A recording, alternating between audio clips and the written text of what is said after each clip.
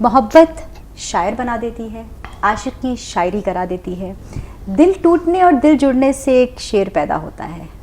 آپ کے دل کا کون سا پہلو تھا جس نے شاعری کرائی؟ نہیں، محبت کی آپ نے؟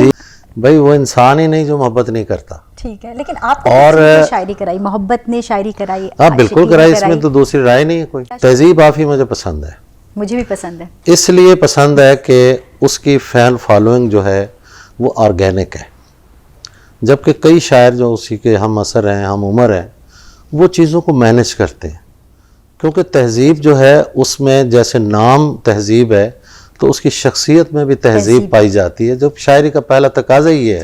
اگر عمیر میرے نزدیک اگر 100 میں سے 60 مارکس وہ لیتا تھا شاعری کے حوالے سے، تو کتاب پڑھ کے تو وہ مجھے بہت بڑا شاعر نظر آیا۔ میں اتنا خوش ہوں۔ کیا دلچسپی آپ کی؟ کوئی زیادہ دلچسپی؟ کیونکہ وہاں پہ آپ کا وہ T20 بھی ڈسکس ہو گیا، ٹیسٹ سیریز ڈسکس ہو گئی اور لانگ جمپ ڈسکس ہو گیا، تو یہ تو اس میں نا ایک بڑی مزے کی بات ہے۔ عباس بھائی، شعر کے حوالے سے ایک سوال ہے کہ جو بھی شعر کہا جاتا ہے اس کا کیا اثر ہوتا ہے ہماری سماج میں اور ہماری سوسائٹی میں، یا نوجوانوں تک کس طرح کا پیغام پہنچتا ہے؟ دیکھیے شاعری جو ہے اس کا امپیکٹ ہمیشہ سے رہا ہے۔ مثلا انداز بیاں اور نے اس حوالے سے بڑا کام کیا۔ کچھ نوجوانوں کو میں سمجھتا ہوں کہ انداز بیاں اور نے ہی برانڈ بنایا۔ اب کوئی اس سے اتفاق کرے نہ کرے یہ اس کی مرضی ہے، لیکن ہم دور بیٹھے یہ بات سمجھتے ہیں اور میں بڑی ذمہ داری سے یہ کہہ رہا ہوں۔ تو عباس بھائی، انداز بیاں اور آپ سے ایک سوال سامنے رکھ رہی ہے کہ جب آپ شعر لکھتے ہیں تو کیا آپ یہ ذہن میں رکھتے ہیں کہ آپ کس طرح کا پیغام دنیا تک یا نئی نسل تک پہنچانا چاہ رہے ہیں؟ ہم ہیں سوکھے ہوئے تالاب پہ بیٹھے ہوئے ہنس، جو تعلق کو نبھاتے ہوئے مر جاتے ہیں۔ کہ اس کا ایک پارٹنر اگر مر جائے، دوسرا جو اس کا پارٹنر ہے وہ اس کی ڈیڈ باڈی کے اوپر بیٹھ جاتا ہے۔ یہ کمٹمنٹ دیکھیے، بیٹھ جاتا ہے، اور ظاہر ہے کہ ڈیڈ باڈی کو کیڑے کھاتے ہیں، وہ کھاتے کھاتے کھاتے اس تک بھی پہنچتے ہیں اور اسے بھی کھا جاتے ہیں، اور وہ جاتا نہیں ہے۔ اس سے بڑی کمٹمنٹ کیا ہو سکتی ہے؟ تو مجھے اندر سے آواز آئی تو نے تکبر کیا ہے۔ پھر میں اللہ سے معافی مانگی، میں نے کہا یا اللہ غلطی ہے، میرے وجہ سے نہیں ہے، تیری وجہ سے ہے۔ ریحان بھائی کو آپ کو کہتا ہوں فلاں کو نہ بلائیں، تو کیا آپ نہیں بلائیں گے؟ اب یہ چیز ممکن ہی نہیں ہے۔ میں تو خیر پہلے بھی کسی کا رستہ نہیں روکتا، میں کہتا ہوں اگر کسی کا رستہ روکنے سے روکا جا سکتا تو پھر میرا رستہ روک لیا جاتا گیا ہے۔ بھائی گھر بیٹھ کے اپنے آپ کو غالب سمجھ لینا، یہ آج کے دور میں گھر بیٹھ کے اپنے آپ کو تہذیب آفی سمجھ لینا، یہ آسان ہے، عملاً مشکل ہے۔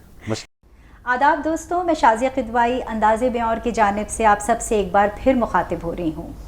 اپنے وعدے کے مطابق ہم ایک بار پھر حاضر ہیں ایک ایسی مشہور اور معروف شخصیت کو لے کے جو کسی بھی تعارف کی محتاج نہیں ہے۔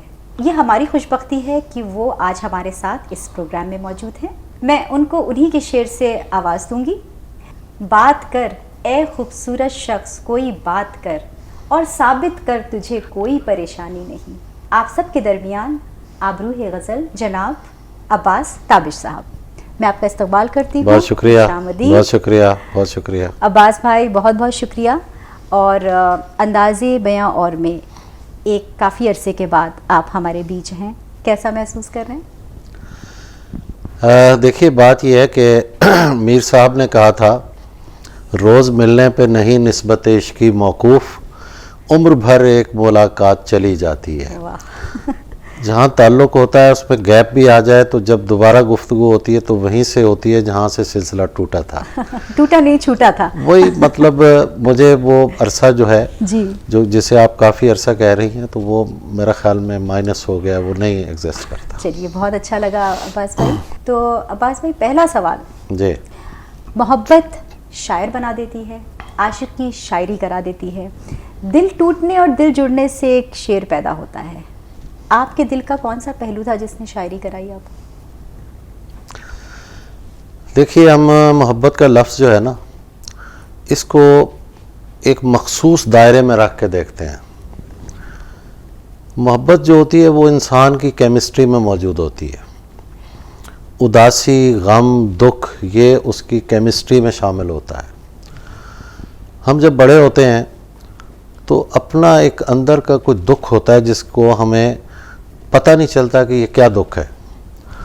تو محبت جو ہے وہ ایک اس دکھ کو ایک نام دے دیتی ہے, عنوان دے دیتی ہے. اچھا. ہم اپنے دکھ کا کسی کو ذمہ دار ٹھہرا دیتے ہیں جب ہمارا دل ٹوٹتا ہے. اچھا. ایکچولی یہ پیدائشی معاملہ ہوتا ہے. میں سمجھتا ہوں کہ میں شروع سے ہی میرے اندر کوئی ایسا بیابان ہے, کوئی ایسا بنواس ہے جو مجھے مسلسل اندر گھومتے رہنے پر مجبور رکھتا ہے. تو یہی چیز ہے جو مجھ سے شعر کہلواتی ہے. باقی محبت جو ہے وہ تو جو عرف عام میں محبت ہے وہ چلتی رہتی ہے. جو کہا محبت, میں نے پوچھا آپ سے کہ محبت شاعری کراتی ہے, تو آپ کو کس چیز نے شاعری کرائی؟ اس کا جواب مجھے اور کچھ. بھائی وہ انسان ہی نہیں جو محبت نہیں کرتا. ٹھیک ہے, لیکن آپ کو کس چیز نے شاعری کرائی؟ محبت نے شاعری کرائی؟ ہاں بالکل کرائی, اس میں تو دوسری رائے نہیں ہے کوئی. تو آپ کا پہلا شعر جو تھا وہ محبت کے موضوع پہ پہلا شعر جو ہے وہ محبت کے موضوع پہ نہیں تھا. کیونکہ میں جس فیملی میں نے جنم لیا وہ ایک غربت کی ایک علامت تھی وہ فیملی. ٹھیک ہے نا. تو ہمیں تو پتہ ہی نہیں تھا محبت کیا ہوتی ہے, کیا چیز ہوتی ہے. تو وہاں سے نکل کے آنا اور پھر محبت کرنا, تو وہ محرومیاں جو ہوتی ہیں نا وہ ہمیشہ ساتھ چلتی ہیں. جو محرومیاں ہوتی ہیں یس, وہ چلتی ہیں. آپ محبت بھی کریں, محرومیاں اس میں بھی شامل ہو جاتی ہیں. وہ ڈی این اے میں جو اداسی ہے وہ بھی اس میں شامل ہو جاتی ہے. تو یہ ساری چیزیں مل کے ظاہر ایک محبت کا ایک ایسا جذبہ بنا ہے مجھ میں جو مجھے شعر کہنے اور کہتے رہنے پر مجبور کرتا ہے. تو آپ جو کہہ رہے ہیں کہ محبت اتنی آپ نے دیکھی نہیں شروعاتی دور میں, اور جبکہ ہم لوگ آپ سے بہت محبت کرتے ہیں. بہت شکریہ, بہت شکریہ. تو آپ نے نہیں دیکھی, تو کوئی ایسی کیفیت تھی جس نے آپ کو شعر کہلائے, جو اس کی وجہ سے آپ نے شاعری شروع کی, یا جو آپ کو موضوع ملے؟ دیکھیے یہ ایک واقعہ ہے, چھوٹا سا ہے. 9th کلاس میں پڑھتا تھا, تو ایک رات بیٹھا گھر میں. ہمارے اس زمانے میں لالٹین ہوتے تھے. جی جی بالکل, ہاں. تو لالٹین جل رہا ہے, اس کی روشنی میں پڑھ رہا ہوں. جی. تو مجھے کچھ آوازیں آئیں. عموماً چھوٹے شہر میں آوازیں مسجد سے آتی ہیں, یا میلاد کی محفل ہوتی ہے, یا کوئی مولانا تقریر کر رہے ہیں. وہ ذرا ڈیفرنٹ آوازیں تھیں. میں نے سوچا کہ یہ کیا ہے. تو میں ان آوازوں کے تعاقب میں نکل گیا گھر سے. گھر کے تھوڑے سے فاصلے پر ایک ٹاؤن کمیٹی کا ایک باغ ہے. وہاں میں نے دیکھا کوئی ایک صاحب کچھ پڑھ رہے ہیں, نیچے کوئی 100-150 کا مجمع, اور وہ واہ واہ کر رہے ہیں. اچھا, مجھے شازیہ بہن اس وقت تک نہیں معلوم تھا کہ جو بندہ پڑھ رہا ہے یہ شاعر ہے, جو یہ لوگ بیٹھے ہیں انہیں سامعین کہتے ہیں, جو یہ آوازیں لگا رہے ہیں یہ داد ہوتی ہے. مجھے نہیں معلوم. میں وہاں بیٹھا رہا گھنٹہ 2 گھنٹے. میں وہاں سے سوچ کے اٹھا کہ یہ کام تو میں بھی کر سکتا ہوں. تو وہاں سے جو ہے وہ پتہ نہیں میرے اندر اللہ تعالیٰ نے سبب بنانا تھا. تو میرے اندر وہ چیز جو ہے وہ پیدا ہو گئی. اچھا, اس کے بعد 1977 میں والد صاحب کی ڈیتھ ہو گئی. تو اس یتیمی کا جو ایک دکھ تھا, اور پھر شاعری کے امکانات, وہ ساری چیزیں مل کے جو ہیں وہ ایک ایسی فورس بن گئی میرے اندر جو مجھ سے شعر کہلوانے لگی. تو ایک شاعر بطور شاعر پیدا ہوتا ہے؟ بالکل بالکل. ایک سنگر ہے نا, اس کی آواز اچھی ہوگی نا, اس کی آواز بچپن سے ہی اچھی ہوتی ہے. تو شاعر بھی ایسا ہوتا ہے کہ وہ شروع سے ہی جب بات کرنا شروع کرتا ہے تو وہ مصرع وزن میں لکھتا ہے. یہ ہے امکان کہ اس میں اللہ تعالیٰ نے ایک ذمہ داری دے کے اسے بھیجا ہے. اب اگلا مرحلہ کیا ہے؟ اگلا مرحلہ یہ ہے کہ وہ شاعری کو کتنا سیکھتا ہے, کتنی ریاضت کرتا ہے, کتنی محنت کرتا ہے. جو محنت کرے گا وہ منزل پہ پہنچ جائے گا, جو نہیں کرے گا وہ راستے میں رہ جائے گا. تو مطلب شاعر بطور شاعر پیدا ہوتا ہے. جی ہاں. تو پھر پیشن اور پروفیشن, جی, پیشہ اور جذبہ, تو کیا وہ پیشن کے ذریعے دیکھیے زندگی جو ہے نا, اس میں جو پہلی چیز ہے وہ پیشن ہے. پیشن اگر آپ میں ہے تو وہ پیشن آپ کا پروفیشن بھی بن سکتا ہے، لیکن یہ نہیں ہے کہ آپ پہلے ایک پروفیشن چن لیں اور پھر کہیں کہ اس میں پیشن پیدا ہو جائے. ایسا نہیں ہوتا، ایسا نہیں ہو سکتا. تو شاعری میرا پیشن ہے، میرا عشق ہے. میں زیادہ دن شعر نہ کہوں تو مجھے بہت پریشانی ہوتی ہے کہ کہیں اللہ نے مجھ سے یہ نعمت چھین تو نہیں لی. میں دعا مانگتا رہتا ہوں، ویسے بھی کہتا ہوں شعر جو ہے یہ دعا ہوتا ہے، نازل ہوتا ہے. تو اس پیشن میں اللہ نے جو ہے وہ میرا رزق لکھ دیا ہے. جی. لیکن میں اسے اس طرح نہیں یوز کرتا جیسے پروفیشنل شاعر کرتے ہیں. وہ اگر مشاعرے میں انہیں داد مل جائے جی. تو باہر نکل کے وہ آرگنائزر کی گردن پہ چھری رکھ دیتے ہیں، دائیں جیب سے فہرست نکال دیتے ہیں، یہ چیزیں ہمیں چاہیے، یہ آپ نے ہوٹل اچھا نہیں دیا، یہ اچھا نہیں ہے. یہ رویے مجھے اچھے نہیں لگتے. یہ ہے پروفیشنل اپروچ. اچھا. ٹھیک. تو پروفیشن بھی ہو اگر شاعری تو اچھی بات ہے، لیکن کچھ اقدار کے ساتھ، تہذیب کے ساتھ. ایک مدت سے میری ماں نہیں سوئی تابش، جی. میں نے ایک بار کہا تھا مجھے ڈر لگتا ہے. جی. اس شعر نے بہت کچھ کہہ دیا. جی. کیا کیفیت تھی آپ کی؟ یہ شعر میں نے 1987 میں کہا. 87 میں کہا. جی. میں گورنمنٹ کالج لاہور میں ایم اے اردو کر رہا تھا. جی. تو اس دوران ایک درخت کے نیچے میں بیٹھا تھا. ابھی میں اس درخت کو دیکھنے جاتا ہوں، وہ ہے. 2 درخت تھے اس میرے کالج میں، گورنمنٹ کالج لاہور میں. ایک درخت وہ ہے جس کے نیچے بیٹھ کے ہم نے کچھ عہد و پیمان کیے تھے. ہم یہ پوچھنے جا رہے تھے. اچھا. اب وہ درخت پتہ چلا کہ اسے کاٹ رہے ہیں. تو میں نے ایک شعر کہا کہ تم کاٹ نہ دینا اسے بیکار سمجھ کر، تم کاٹ نہ دینا اسے بیکار سمجھ کر، اس پیڑ کے نیچے کئی پیمان بندھے ہیں. کئی پیمان بندھے ہیں. واہ. تو وہ کم بختوں نے کاٹ دیا. اچھا. لیکن وہ درخت موجود ہے جس کے نیچے میں نے یہ شعر کہا کہ ایک مدت سے میری ماں نہیں سوئی تابش، میں نے ایک بار کہا تھا مجھے ڈر لگتا ہے.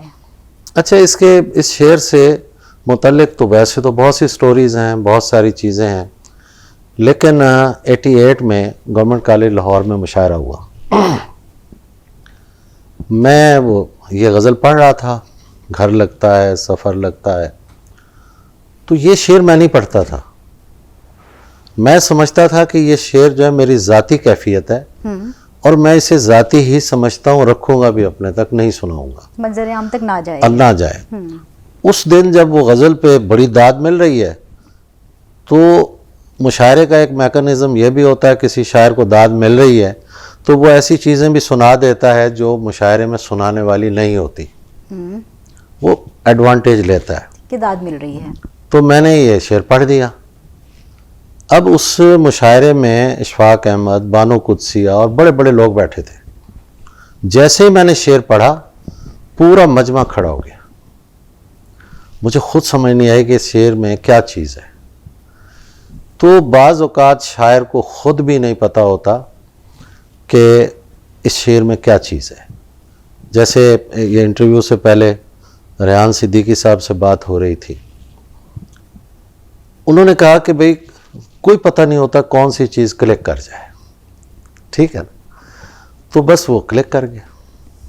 یہ ہے. تو عباس بھائی، اب شاعروں کے حوالے سے ایک سوال ہے. 10 سال پہلے کے کون سے وہ شاعر تھے جنہوں نے آپ کو بہت متاثر کیا، اور اب کے کون سے شاعر ہیں، نوجوان شاعر جن کو آپ سنتے ہیں، جنہیں آپ پسند کرتے ہیں؟ دیکھیے بات یہ ہوتی ہے، شاعر جو ہیں وہ بہت سے پسند ہوتے ہیں. جی. کوئی نوجوان آتا ہے نا تو میں الحمدللہ سٹیج پہ جب بیٹھا ہوتا ہوں تو ہمارے سینئرز میں داد دینے کا رواج نہیں ہے. میں اچھے شعر پہ یوں سمجھیں کہ تڑپ اٹھتا ہوں، میں داد دیتا ہوں. ٹھیک ہے. اچھا. اب مسئلہ یہ ہے کہ یہ شاعری جو ہے یہ T20 نہیں ہے، یہ ٹیسٹ میچ ہے کہ آپ اس کریز پہ کتنی دیر کھڑے رہ سکتے ہیں. ٹھیک بات. ٹھیک ہے. اب معاملہ جو ہے نا وہ T20 سے بھی آگے نکل گیا کہ وہ 10 اوور کا میچ سمجھ کے چوکے چھکے لگاتے ہیں, 2-4 غزلیں ہو جاتی ہیں, اس کے بعد وہ سمجھتے ہیں کہ ہم تاریخ کے ہیرو بن گئے. ایسا نہیں ہے, اس میں مسلسل رہنا پڑتا ہے. دیکھیے ہمارے ہاں احمد فراز, بشیر بدر کو دیکھیں تو انہوں نے کئی دہائیوں تک سٹیج پہ راج کیا. کیوں کیا؟ اس لیے کہ وہ ہر روز اپنے ہونے کا ثبوت دینا پڑتا ہے. تو یہ چیز ہے. اچھا, آپ کا سوال تھا کہ مجھے کون کون سے شاعر پسند ہیں. دیکھیے ہم نوجوانوں پہ آ جاتے ہیں. تہذیب آفی مجھے پسند ہے. مجھے بھی پسند ہے. اس لیے پسند ہے کہ اس کی فین فالوئنگ جو ہے وہ آرگینک ہے, جبکہ کئی شاعر جو اسی کے ہم عصر ہیں, ہم عمر ہیں, وہ چیزوں کو مینج کرتے ہیں. اچھا, اس مینج کرنے کا فائدہ کوئی نہیں ہوتا, کیونکہ تہذیب جو ہے اس میں جیسے نام تہذیب ہے تو اس کی شخصیت میں بھی تہذیب پائی جاتی ہے, جو شاعری کا پہلا تقاضا یہ ہے کہ آپ کتنے تہذیب یافتہ ہیں. ٹھیک ہے نا. اچھا, اب آگے آتے ہیں کہ مشاعرہ جو ہے, کئی شاعر نوجوان سمجھتے ہیں کہ اب ڈیجیٹل ورلڈ پہ ہم چلے گئے. ٹھیک ہے, تو کتاب کی ضرورت نہیں. میں سمجھتا ہوں, شاید میری سوچ سے آپ اتفاق کریں نہ کریں, میں سمجھتا ہوں کہ فیصلہ جو ہوتا ہے وہ اب بھی کتاب پر ہوتا ہے, کیونکہ مشاعرے میں اکثر لوگ اپنی آزمودہ چیزیں سناتے ہیں اور سناتے چلے جاتے ہیں. اب جیسے میں ضرور ذکر کرنا چاہوں گا عمیر نجمی کا. عمیر نجمی کا شعری مجموعہ آیا, میں نے پڑھا. اگر عمیر میرے نزدیک اگر 100 میں سے 60 مارکس وہ لیتا تھا شاعری کے حوالے سے, تو کتاب پڑھ کے تو وہ مجھے بہت بڑا شاعر نظر آیا. میں اتنا خوش ہوا کہ بھائی یہ کتاب ٹریول بھی کرے گی, اور اس کے عزت اور وقار میں جو مشاعرے نے اضافہ کیا تھا, اب کتاب بھی اس میں شامل ہو گئی ہے. تو کتاب جو ہے وہ نوجوان شعراء کو لانی چاہیے. نہیں لائیں گے تو ان کی مرضی ہے. ایک جیسی چیزیں جو ہے نا وہ ہمیشہ پڑھتے رہنے سے بات نہیں رہتی. سوشل میڈیا جو ہے وہ ہائپ دیتا ہے, لیکن آپ روز ایک جیسا کنٹینٹ دے کے اس ہائپ کو آگے نہیں بڑھا سکتے اور اسے قائم بھی نہیں رکھ سکتے. تو عباس بھائی, ماضی میں کون سے ایسے شاعر تھے جنہوں نے آپ کو متاثر کیا, یا جن کے کچھ ایسے شعر تھے جو آپ کے دل میں گھر کر گئے؟ دیکھیے میں کلاسیکی شاعری کو میں نے بہت پڑھا ہے, میر سے لے کے اقبال تک اور بعد تک. چونکہ میں نے 31 برس اردو پڑھائی ہے, اس حوالے سے بھی مجھے یہ ساری چیزیں پڑھنی تھیں. اور دوسری بات یہ ہے کہ اپنے شعری ذوق کو پروان چڑھانے کے لیے بھی یہ چیزیں کرنی تھی مجھے. دیکھیے میں سمجھتا ہوں کہ شعر جو ہوتا ہے نا, شعر یا شاعری, یہ لانگ جمپ کی طرح ہوتی ہے کہ ہمیں بہت پیچھے جا کر بھاگ کر آنا ہوتا ہے, تب ہم لانگ جمپ لگا سکتے ہیں. ہمارے اکثر نوجوان جو ہے وہ کھڑے کھڑے لانگ جمپ لگانا چاہتے ہیں, مطالعہ کرتے نہیں. وہ عہد حاضر کی ایک پاپولر پوئٹری کو دیکھتے ہیں کہ بھئی یہ چیز پاپولر ہو رہی ہے, لہٰذا ہم بھی ایسی شاعری کریں گے. تو وہ اس کی کلوننگ میں لگے ہوئے ہیں. یعنی چیٹ جی بی ٹی تو اب آئی ہے, یہ کام بہت پہلے سے ہو رہا ہے, تو یہ کام نہیں ٹھیک. اچھا, اب اگلی بات یہ ہے کہ مجھے کون سے شاعر پسند تھے. شروع میں نے بڑے شاعروں کو نہیں پڑھا. اس کی وجہ یہ ہے کہ میں سمجھتا تھا کہ اگر میں چلا گیا مثلا حیرت قدح میر میں, تو میں وہیں کا ہو کے رہ جاؤں گا. میرے اندر جو ایک عباس تابش ہے وہ اس چھاپ سے باہر نہیں نکل پائیں گے. ٹھیک ہے, تو میں نے اور طرح کے شاعر پڑھے. جیسے مثلا شروع میں نے آئیڈیلائز کیا ظفر اقبال کو. ظفر اقبال جو ہے اس زمانے کا ایسا شاعر تھا, رجحان ساز شاعر, جسے بہت لوگوں نے آئیڈیلائز کیا. اب ظفر صاحب جو ہیں, مجھے محسوس ہوا کہ میں زیادہ دیر تک ان کے ساتھ نہیں چل پاؤں گا. میں نے پھر کلاسکس کی طرف میں چلا گیا, میر کو پڑھا. میر کے زمانے کے اور شعراء انعام اللہ یقین ہیں, قائم چاند پوری ہیں, میر درد ہیں, مرزا رفیع سودا ہیں. پھر آ جائیے لکھنؤ میں, اس میں مصفی ہے, آتش ہیں. انیس ہیں, دبیر ہیں اور بڑے بڑے شعراء, یہاں تک کہ یگانہ مجھے بہت پسند ہے. اسی طرح میں مطلب سمجھتا ہوں کہ میں کسی ایک شاعر کو پسندیدہ نہیں سمجھتا, بہت سے شاعر میرے پسند کے ہوتے ہیں کیونکہ مجھے سارے کلرز دیکھنے ہیں. آپ کو اگر سارے کلرز کا شعور ہوگا, آپ کے پاس سارے کلرز ہوں گے تو آپ انہیں ملا کے کوئی نیا کلر بنا پائیں گے. تو یہ ہے سلسلہ. اسپورٹ سے کیا دلچسپی آپ کی؟ کچھ زیادہ دلچسپی؟ کیونکہ یہاں پہ آپ کا وہ T20 بھی ڈسکس ہو گیا, ٹیسٹ سیریز ڈسکس ہو گئی اور لانگ جمپ ڈسکس ہو گیا. تو یہ تو اس میں نا ایک بڑی مزے کی بات ہے. میں 5ویں کلاس میں پڑھتا تھا جی, اس زمانے میں بھی میں اسی طرح ہیلدی تھا. تو ہمارے شہر میں دنگل ہوتے تھے, کشتی ہوتی تھی. اچھا, میرے والد صاحب مجھے لے گئے جی کہ بھئی وہ دنگل دیکھتے ہیں. جی. اچھا, میں وہاں جب گیا تو ایک بچہ تھا, اس کی کشتی انہوں نے کروانی تھی, انہیں کوئی مل نہیں رہا تھا. میری صحت دیکھ کے انہوں نے کہا کہ بھئی یہ بندہ مل گیا, ہمیں بچہ مل گیا. میں بھی چلا گیا. اس نے جاتے ہی مجھے اٹھا کے جو ہے اس طرح مارا کہ میں تو گھر روتا ہوا آیا. اس کے بعد میں نے والد صاحب سے کہا میں نہیں پڑھتا, میں نے کشتی سیکھنی ہے. تو اس زمانے کے ایک بڑے پہلوان تھے استاد زمن خان. اچھا. تو انہوں نے مجھے اس کا شاگرد کروایا. اچھا. میں نے کوئی 4 5 6 مہینے کشتی سیکھی. پھر اس کے بعد اسی بچے سے مقابلہ ہوا, اسے میں نے گرایا اور اس کے بعد کشتی چھوڑ دی. مطلب جہاں وہ فتح حاصل ہو گئی, ہاں بس ختم ہو گئی, ہیپی اینڈنگ ہو گئی. ہاں بالکل. تو بڑے ہو کے آپ کیا بننا چاہتے تھے؟ بڑے ہو کر, اچھا یہ میں نے کبھی پلان نہیں کیا. اچھا.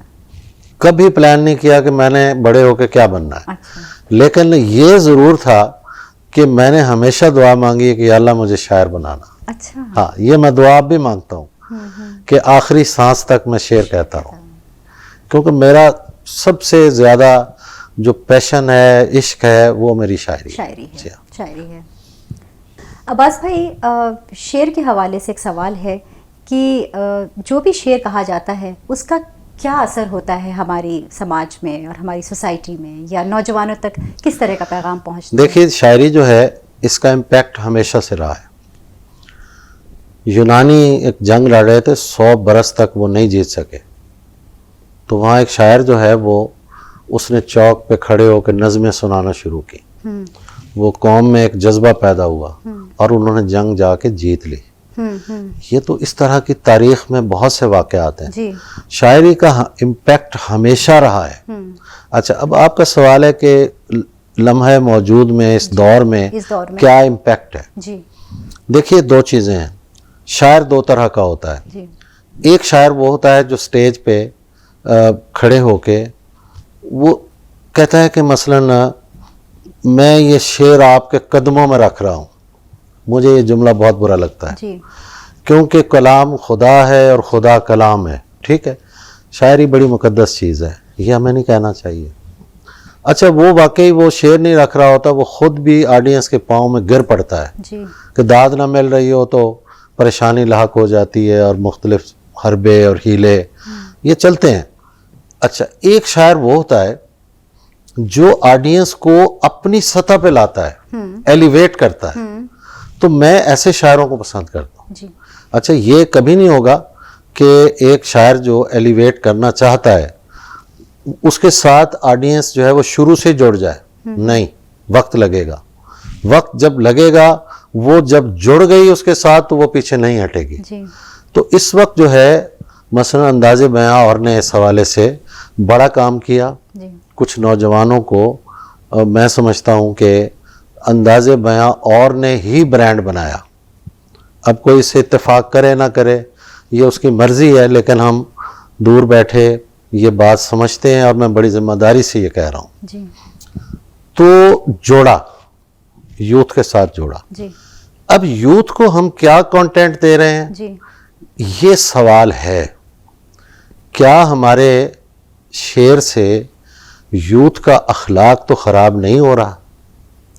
میرا خیال ہے کہ اس میں کافی سارا کنٹینٹ ایسا آ گیا ہے جو ہمیں بزرگ کہتے تھے کہ بھائی اس طرح کے شعر نہ کہا کرو, ہم نہیں کہتے تھے. اب جو ہے نا, جو چیزیں ہمیں منع کی گئی تھیں وہ چیزیں آج شاعری میں بڑی دلیری سے بیان کی جا رہی ہیں. اچھا پھر ایک بات اور یہ ہے کہ موضوع کی کوئی قید نہیں. جی کوئی بھی موضوع ہو سکتا ہے. کوئی موضوع ہو سکتا ہے. دیکھنا یہ ہے کہ وہ شاعری بنا ہے کہ نہیں بنا, یا صرف چونکانے کے لیے وہ شعر کہا گیا ہے. چونکانے والی شاعری بہت زیادہ ہو رہی ہے. کوئی ایسی لفظیات ڈال دیں گے, کچھ ایسی چیزیں ہوں گی, اس سے لوگ چونکتے ہیں, جڑتے بھی ہیں. چونکانے والی چیز کی عمر جو ہوتی ہے وہ زیادہ نہیں ہوتی, کیونکہ شاعری جو دیکھیے ایک موسلادھار بارش ہے نا, اس کا امپیکٹ زیادہ نہیں ہوتا. جو ہلکی ہلکی بارش ہوتی ہے وہ گہری اترتی ہے, اس کا امپیکٹ زیادہ ہوتا ہے. تو بس یہ خیالات ہیں میرے.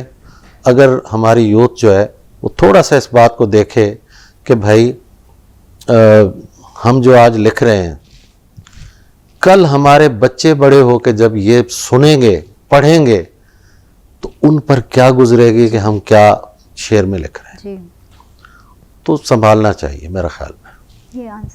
تو عباس بھائی, انداز بیاں اور آپ سے ایک سوال سامنے رکھ رہی ہے کہ جب آپ شعر لکھتے ہیں تو کیا آپ یہ ذہن میں رکھتے ہیں کہ آپ کس طرح کا پیغام دنیا تک یا نئی نسل تک پہنچانا چاہ رہے ہیں؟ دیکھیے شاعری جو ہے نا یہ پلانڈ چیز نہیں ہے. پلانڈ نہیں ہے.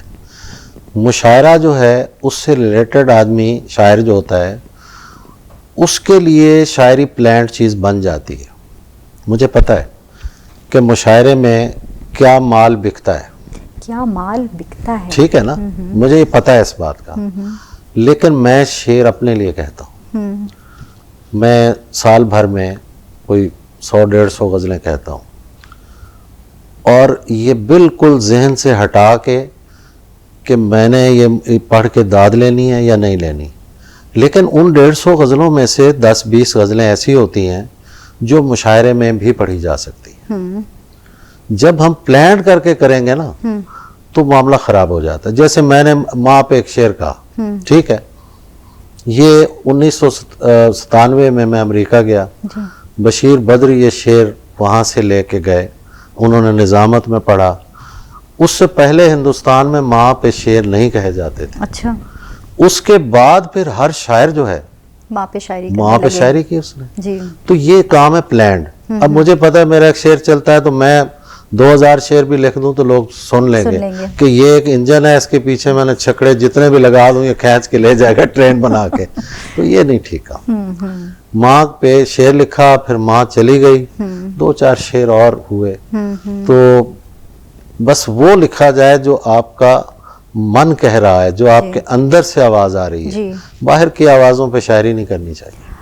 ہم ہیں سوکھے ہوئے تالاب پہ بیٹھے ہوئے ہنس, جو تعلق کو نبھاتے ہوئے مر جاتے ہیں.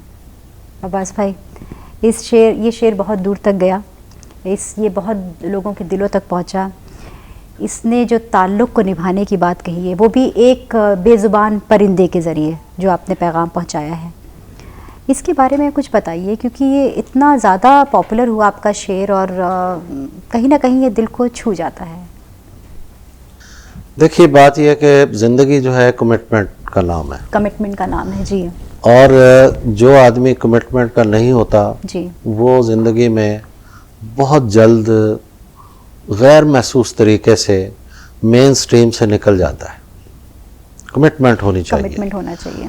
اور میں نے چونکہ پرندوں کو, درختوں کو بہت بصر کیا. اچھا. یہاں تک کہ پرندوں کی سائیکی کیا ہوتی ہے. ایک کتاب ہے کتاب الحیوان, اس میں پرندوں کے بارے میں ایک پرندہ کیسے رہتا ہے, کیا کرتا ہے. تو میں اس چیز کو پڑھتا بھی ہوں اور پھر میں امیجن کرتا ہوں. دیکھیے نا کہ شعر ہے عالم تاب تشنا کا, کوئی اشارہ ہے آفات ناگہانی کا, کسی مقام سے چڑیوں کا کوچ کر جانا ہے. اب ان پرندوں کو پہلے پتا ہوتا ہے کہ یہاں کیا آفت آنے والی ہے. پرندوں کی آواز جو ہے اس میں لفظ نہیں ہے, اور الہام اب بھی ہو رہا ہے. غیب کی آواز آ رہی ہے لیکن لفظ نہیں ہے. پرندوں کی آواز اگر آپ سنیں تو وہ غیب کی آواز ہے. مجھ پہ بڑا امپیکٹ ہوتا ہے اس کا. تو اسی حوالے سے میں ان پرندوں کے بارے میں پڑھتا بھی ہوں، محسوس بھی کرتا ہوں. اب میں پڑھ رہا تھا ایک جگہ کہ ہمارے ہاں ایک صحرا ہے چولستان، اس میں ایک دریا بہتا تھا قدیم زمانے میں. اس دریا کو وقت کے ساتھ ساتھ ریت نے بھر دیا، وہ ڈیزرٹ میں ڈیزرٹ ہو گیا. اس کے کنارے جو پرندے تھے وہ وہاں سے ہجرت کر گئے رشین سٹیٹس میں. رشین سٹیٹس میں ان کی پتہ نہیں لاکھوں نسلیں گزر چکی ہوں گی. اب بھی جب وہاں ایک سخت موسم آتا ہے، شدید سردی، تو وہ پرندے وہاں سے ہجرت کرتے ہیں. اب انہیں کون بتاتا ہے کدھر جانا ہے؟ ان کے ڈی این اے میں شامل ہے کہ یہ کہاں سے آئے ہیں، یہ انہیں پتہ ہے. کیونکہ ہمارے ڈی این اے سے ہجرت جو ہے اسے نکالا نہیں جا سکتا، وہ پرندے ہوں یا آدمی ہوں جی، وہ اپنی اوریجن سے جڑا رہتا ہے. ٹھیک ہے، تو وہ پرندے خاص موسم میں جب ادھر آتے ہیں ڈیزرٹ میں تو اتنی دھوپ ہوتی ہے، اتنا سخت موسم ہوتا ہے کہ وہ اس میں گرمی میں وہ لاکھوں پرندے مر جاتے ہیں.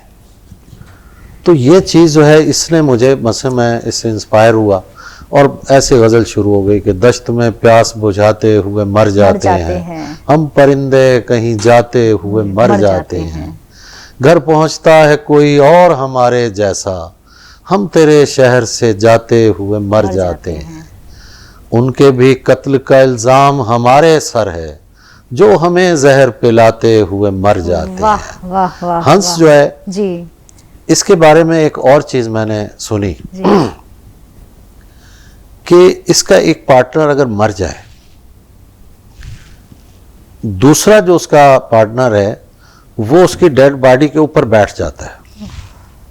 یہ کمٹمنٹ دیکھیے، بیٹھ جاتا ہے اور ظاہر ہے کہ ڈیڈ باڈی کو کیڑے کھاتے ہیں. وہ کھاتے کھاتے کھاتے اس تک بھی پہنچتے ہیں اور اسے بھی کھا جاتے ہیں اور وہ جاتا نہیں ہے. اس سے بڑی کمٹمنٹ کیا ہو سکتی ہے؟ تو یہ چیزیں جو ہے نا یہ مجھے بڑی ہانٹ کرتی ہیں اور میں انہیں دیکھتا بھی ہوں، مشاہدہ بھی کرتا ہوں. تو بس یہ ہے سلسلہ. عباس بھائی، تقریباً 30-40 سالوں سے آپ اس مشاعرے کی دنیا میں ہیں، اسٹیج پہ پرفارم کر رہے ہیں، تو اس کا کیا راز ہے؟ ایک مطلب ایک سلسلہ بنا ہوا ہے جہاں ہم دیکھتے ہیں کہ کسی بھی کامیاب مشاعرے میں عباس صابر صاحب ہیں اور وہ اس کی ضمانت ہیں. اس کا کیا راز ہے؟ شازیہ بہن، اس میں ایک میں بات آپ کو بتاؤں کہ میں نیو یارک میں تھا. ایک ٹی وی چینل نے کہا کہ انٹرویو کرنا ہے، تو انہوں نے جب سوالات شروع کیے تو مجھے اندازہ ہو گیا کہ یہ پلانٹڈ سوالات ہیں. یہ کچھ مجھے ریڈیکیول کرنے کے لیے یہ سوالات کیے گئے. ایک سوال کیا گیا، 2-3 میرے شعر سنائے کہ جی یہ شعر اچھے لکھے ہیں آپ نے، پھر نہیں لکھا کوئی اچھا شعر. اب وہ چاہ رہے تھے کہ میں کہوں گا میں نے اچھے شعر لکھے ہیں. نہیں، میں نے کہا دیکھیں یہ اچھے شعر ہیں. کہتے ہیں ہاں. میں نے کہا اللہ نے مجھے دیے یہ شعر، میں تو جھولی پھیلا کے بیٹھا رہتا ہوں، جب وہ اچھا شعر دے دیتا ہے میں لکھ دیتا ہوں. تو یہ جو ہے نا یہ زور بازو والا کام نہیں ہے. اب ماں جیسا شعر جو ہو گیا اس نے دے دیا، میں نے لکھ دیا. اب میں کہوں کہ جناب میرے سارے شعر ایسے ہیں، وہ نہیں ایسے، نہیں ایسے. ٹھیک ہے نا. تو دعا کا سلسلہ ہے یہ. شاعری جو ہے نا بیسک دعا ہے کہ اللہ سے دعا مانگیں وہی دے گا آپ کو. تو دعا مانگنے والا شخص جو ہے وہ بہت سی چیزوں سے بچا رہتا ہے، وہ تکبر سے تو دور ہی رہتا ہے. ایک چھوٹا سا واقعہ اگر وقت ہے تو میں سنا دیتا ہوں. میں 1997 میں گیا امریکہ، علی گڑھ کے مشاعروں میں.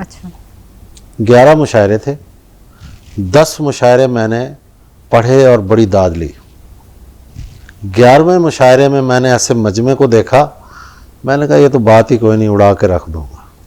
ٹھیک. میں وہاں جناب جب پڑھنے کے لیے گیا تو میں نے مصرع پڑھا کہ پانی آنکھ میں بھر کر لایا جا سکتا ہے. پہلا مصرع پڑھا تو ایک آواز آئی کہ یہ آنکھیں ہیں کہ بالٹیاں ہیں. اچھا. اور میں ہوٹ ہو گیا. وہ پورا مجمع جو ہے میں 3 شعر بھی نہیں سنا سکا.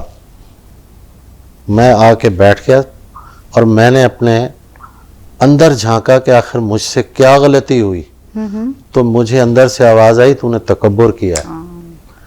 پھر میں اللہ سے معافی مانگی، میں نے کہا یا اللہ غلطی ہے، میرے وجہ سے نہیں ہے، تیری وجہ سے ہے، جو عزت ہے، جو شاعری ہے، میں تو اس میں ایک بس تو نے ایک ذریعہ بنا دیا ہے، میرے ذریعے یہ چیزیں جا رہی ہیں، ورنہ میرا کیا ہے، کچھ بھی نہیں ہے۔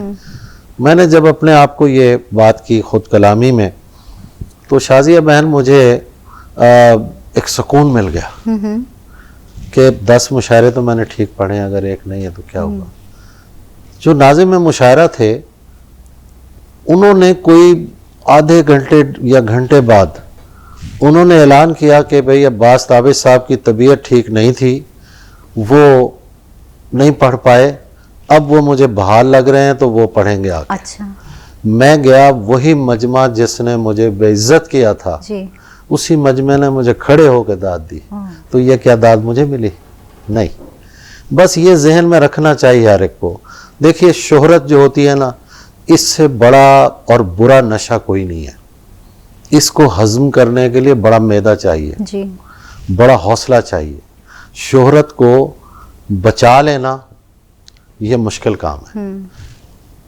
عزت شہرت کے ساتھ ضرور ہونی چاہیے، کیونکہ عزت آپ کا کردار کرواتا ہے، شہرت نہیں کرواتی۔ آپ کا کردار اچھا ہے نا تو سب آپ کی عزت کریں گے۔ جی، اگر آپ صاحب عزت ہیں، یہ ہو نہیں سکتا کہ آپ صاحب شہرت نہ ہو۔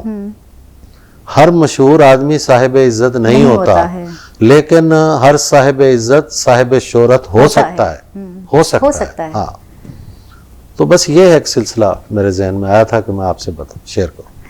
عباس بھائی، ایسا کیوں ہے کہ کچھ نوجوان شاعروں کو ایسا لگتا ہے کہ چونکہ آپ اتنے زمانے سے شاعری کر رہے ہیں تو آپ کا بہت زور چلتا ہے پروگرامز میں، مشاعروں میں، جہاں پہ آپ آنے والے کچھ ایسے نوجوان ہیں جن کو روکتے ہیں کہ وہ آگے نہ بڑھ سکیں، نہ پڑھ سکیں؟ دیکھیے پہلی بات تو یہ کہ ایسا نہیں ہے، میں نہیں روکتا۔ سوشل میڈیا آنے سے پہلے مجھ سے پوچھا جاتا تھا کہ کس کو بلائیں، ٹھیک ہے، 2-4 جگہ میرے ریکمینڈڈ لوگ چلے گئے، ٹھیک۔ اب سوشل میڈیا ہے، اب میں کہوں نا، اگر مثلا آپ سے کہوں کہ جی فلاں کو آپ بلا لیجئے، تو آپ نہیں بلائیں گے، آپ پہلے یوٹیوب کھولیں گے، دیکھیں گے کہ بھئی یہ کیا چیز ہے، اس کے بعد آپ فیصلہ کریں گے نا۔ اچھا، میں اگر آپ کو کہوں، ریحان بھائی کو آپ کو کہتا ہوں فلاں کو نہ بلائیں، تو کیا آپ نہیں بلائیں گے؟ اب یہ چیز ممکن ہی نہیں ہے۔ میں تو خیر پہلے بھی کسی کا رستہ نہیں روکتا، میں کہتا ہوں اگر کسی کا رستہ روکنے سے روکا جا سکتا تو پھر میرا رستہ روک لیا جاتا۔ ایسے شاعر بھی تھے اس زمانے میں جو کہتے تھے لاہور میں کہ یہ لاہور سے ہوا بھی ہمارے پوچھے بغیر باؤنڈری کراس نہیں کر سکتی۔ ایسے ہم تو اس ماحول میں سے آئے ہیں۔ جی، رکاوٹ کوئی چیز نہیں ہے، اور رکاوٹ جو ہوتی ہے، دیکھیے رکاوٹ 2 چیزیں پیدا کرتی، یا حوصلہ پیدا کرتی ہے یا نفرت پیدا کرتی ہے۔ ہم اپنی ناکامی کو کسی کے ذمہ لگا دیتے ہیں کہ مجھے اچھا انداز بیان میں نہیں بلایا گیا تو عباس تابش نے ہمارا نام کٹوا دیا، ٹھیک ہے نا۔ تو اس کی بجائے کہ وہ یہ سوچ کے اور مجھ سے نفرت کرنے لگیں، وہ اگر سوچیں کہ یار جب ہم میرٹ پہ آئیں گے شازیہ قدوائی اور ریحان صدیقی جو ہیں وہ ہمیں بلا لیں گے، حوصلہ رکھیں۔ یہ نہیں سوچتے، وہ شارٹ کٹ ہوتا ہے۔ میں ہمیشہ کہتا ہوں کہ ناکامی جو ہوتی ہے نا، اس کا سبب ڈھونڈنا چاہیے، جی، وجہ کیا لیکن ہے؟ لوگ جو ہیں وہ وجہ نہیں ڈھونڈتے، لوگ جسٹیفائی کرتے ہیں اسے کہ یہ وجہ تھی جس سے میں مطلب یہ ناکام ہو گیا۔ تو شاعری اوپن فیلڈ ہے، جی، کوئی کسی کو مائی کا لال نہیں روک سکتا۔ یہ وہم جو ہے نا ہم دور نہیں کر سکتے، اگرچہ میں نے یہ وضاحت کی، لیکن ٹھیک ہے، جو سمجھتے ہیں خوش ہوتے ہیں اس طرح کا ہمارا رستہ روکا گیا ہے۔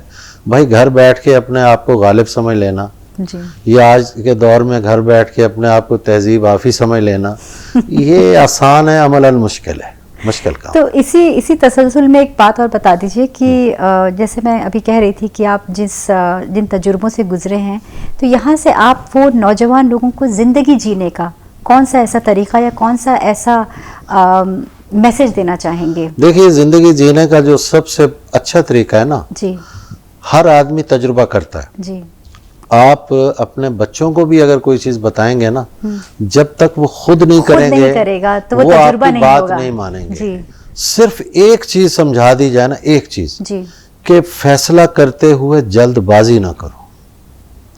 जल्दबाजी अगर जिंदगी से निकाल दी जाए ना, तो मेरा ख्याल है कि सब मामला ठीक हो जाएगा। ये बहुत अच्छा पैगाम है। अब क्योंकि मसलन मेरे दिल में एक जुमला आया कोई, मुझे पता है कि ये जुमला मैं अगर बोल दूं तो क़यामत आ जाएगी। जी ठीक है, मैं सोचता हूं कि क्या मुझे बोलना चाहिए। जी उसके बाद ये जुमला मैं नहीं बोलूंगा। तो जल्दबाजी हमें खराब करती है। एक हमारा दोस्त एमए किया उसने इकोनॉमिक्स का, वालदा थी बेवा, लोगों के घरों में काम करके वो उसने पाला उस बच्चे को। उसको नौकरी नहीं मिल रही थी। उसने सोचा कि ईद वाले दिन मैं जाके दरिया में कूद के खुदकुशी कर लेता हूँ। माँ का अकेला बेटा और माँ गरीब। वो वहाँ गया जब, तो उसको ख्याल आया कि ये कपड़े माँ ने बड़ी मेहनत से बनाए हैं, मैं इन कपड़ों में नहीं करता खुदकुशी, मैं कोई आम लिबास पहन के छलांग लगा दूंगा। अब देखिए वहां कपड़े आड़े आ गए। ठीक है, यानी उसने ये नहीं सोचा कि कपड़े तो शायद कोई नहीं है भाई, असल तो उसकी जिंदगी तू है। वो लम्हा जो है ना वो टल गया, उजलत जल्दबाजी जो है वो टल गई। अब माशाल्लाह पिछले दिनों मैं उसके बेटे की शादी में गया हूँ। अच्छा। तो ये जल्दबाजी में जो हम फैसले करते हैं ना, यूथ वाले तो बहुत करते हैं जी। कि डू आर डाई। भाई जिंदगी डू आर डाई वाला मामला नहीं होता। आप थोड़ा सा सब्र कर लें, थोड़ा सा रुक जाएं, देख के चलें। सब चीजें हैं, रास्ते खुले हैं। और मैं समझता हूं कि रुकावट जो होती है वो जिंदगी में आगे ले जाती है। मेरा एक शेर है कि यहाँ तक आके लगता था कि आगे कुछ नहीं होगा। वाह।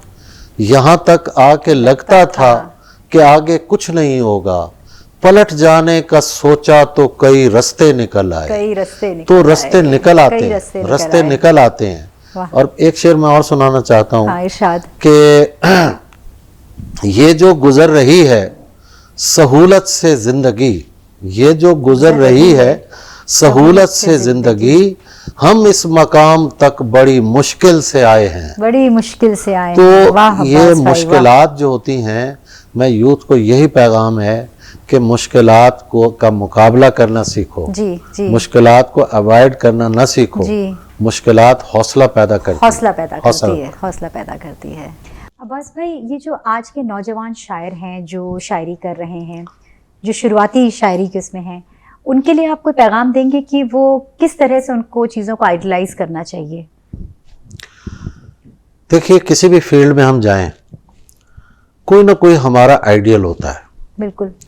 कोई क्रिकेटर बनता है तो वो देखता है कि बैट्समैन है, तो कोई बैट्समैन को वो देखता है कि इसका क्या स्टाइल है, जी। किस तरह है, आइडियलाइज करता है। इसी तरह शायरी में भी हर नौजवान आइडियलाइज करता है।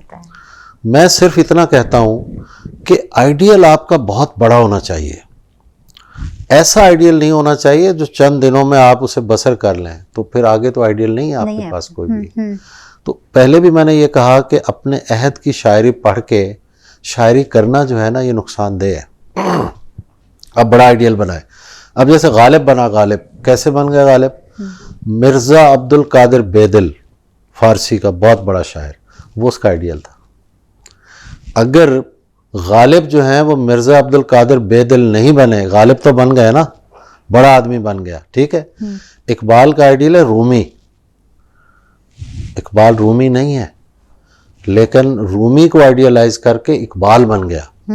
जब हम आइडियलाइज करना शुरू करें किसी को, तो ये सोच लें कि ये आइडियल जो है, इस तक हम कुछ चंद दिनों में तो नहीं पहुंच जाएंगे। जी। आइडियल बहुत बड़ा होना चाहिए। जी। बस जो बड़ा आइडियल बना लेगा वो शायरी करेगा और बहुत आगे जाएगा। आपका आइडियल कौन है? मेरे देखो आइडियल जो है ना जी, हाँ ये क्वेश्चन ज़रूर है। आइडियल मेरे बदलते रहे। मसलन पहले मैंने ज़फ़र इकबाल को आइडियल बनाया। जी। ये मैं पहले भी आपसे अर्ज कर चुका हूँ تو مجھے پھر اندازہ ہوا کہ نہیں میں زیادہ دیر تک نہیں چل سکتا یا یہ آئیڈیل میرے ساتھ نہیں دے سکتا. اس کے بعد میں کلاسیکی شاعری کی طرف چلا گیا. اب کلاسیکی شاعری جو ہے اس میں نے صرف اردو کی نہیں، فارسی، اردو، مختلف زبانوں کے بڑے لوگ، بس بھگت کبیر کو میں نے پڑھا بہت. اچھا. اس کے بعد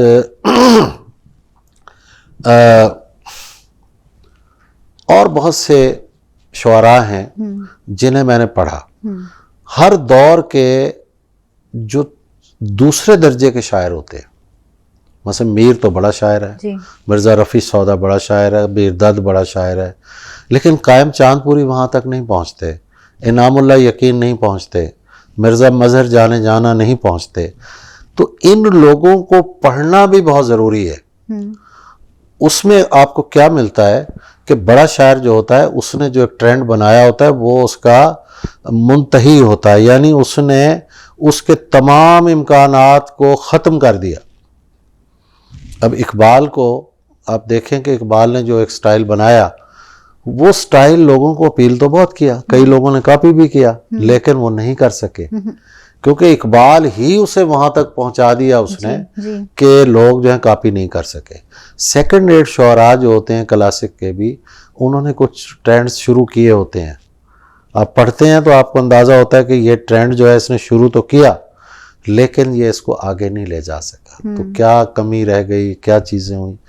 دیکھیے اینالائز کرنا چاہیے، شاعری کو اس سطح پہ پڑھنا چاہیے. اب تو یہ بھی نہیں ہے کہ جی کون سی کتاب ہے جو نہیں مل رہی، ریختہ پہ ہر سب کتاب پڑھی ہوئی ہے، اور کئی سائٹس ہیں ان پہ کتابیں موجود ہیں، آپ کھولیں اسے دیکھیں اور پڑھیں اور پہنچ جائیں وہاں تک. تو آئیڈیل بڑا ہونا چاہیے.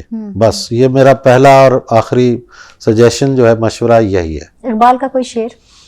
اقبال کے بے شمار شعر ہیں کہ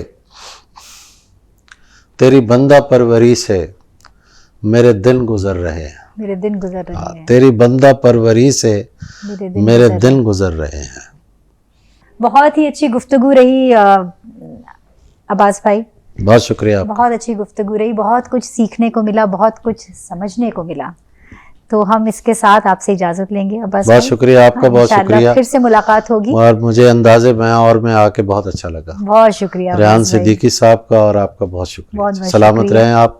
بہت دعائیں آپ لوگوں کے لیے. اسی کے ساتھ ہم آپ سے بھی اجازت لیتے ہیں دوستوں. پھر دوبارہ آپ سے ملاقات ہوگی اسی کڑی کو پھر سے جوڑتے ہوئے. تب تک کے لیے خدا حافظ.